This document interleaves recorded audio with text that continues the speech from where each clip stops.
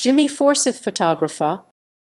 Jimmy Forsyth, 15 August 1913, 11 July 2009, was a British amateur photographer who in his later life became celebrated for his portrayal of the working-class communities of Tyneside and received wide recognition for this achievement prior to his death aged 95.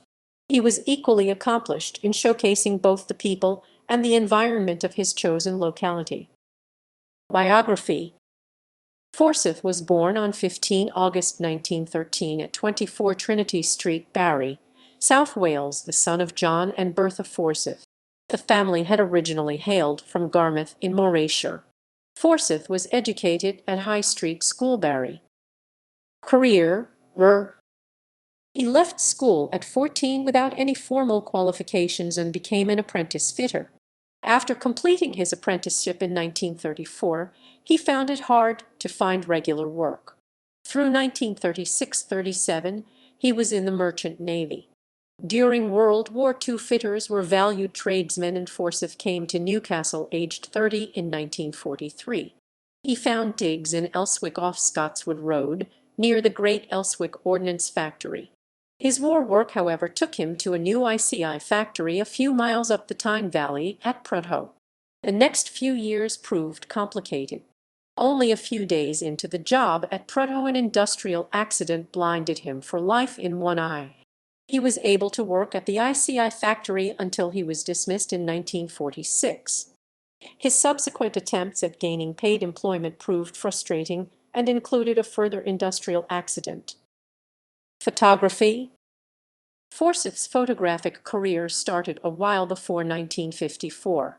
As an unemployed man, he started to photograph the city surrounding him, and when he could sell the results. That he combined an unusual ability coupled with overcoming financial and physical impairment was remarkable, although recognition of this took time.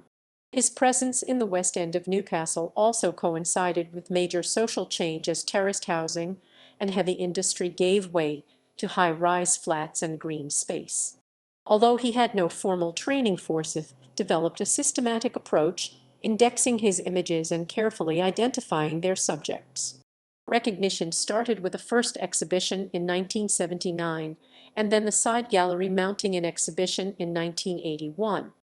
It accelerated with a combination of a TV documentary and a Blood Axe Books volume, Scotswood Road, in 1986. Thereafter, an Open University honorary degree and 2 more books prepared in his lifetime followed. As time passed, Forsyth worked in both monochrome and color. His collection was safeguarded at his death and is now in public ownership in Newcastle. The work towards this end had started with Jimmy's full cooperation and a grant from Northern Arts in the early 1990s. A 4th book of his work, An Innocent Eye, was published in May 2013. For camera equipment, he started with a Coronet Camera Company 127-box camera. This was followed with a Rolleiflex bought second-hand for the relatively immense sum of £20. Personal life. Forsyth never married. Having moved to Tyneside, he lived in a succession of digs and apartments. An early abode he called a half-brothel. From 1952, he was in a Tyneside flat at 353 Scotswood Road, and this was home until the bulldozers called in 1963. The conclusion to his life from 1983 was spent in the development known as the Cedars. By the very end, his last months were spent in Elswick Hall Care Home.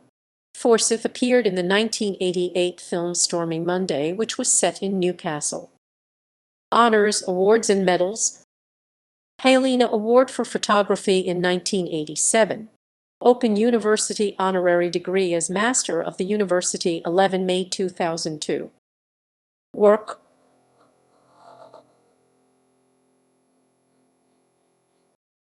Photographs. Scotswood Road, Amber Online. Exhibitions.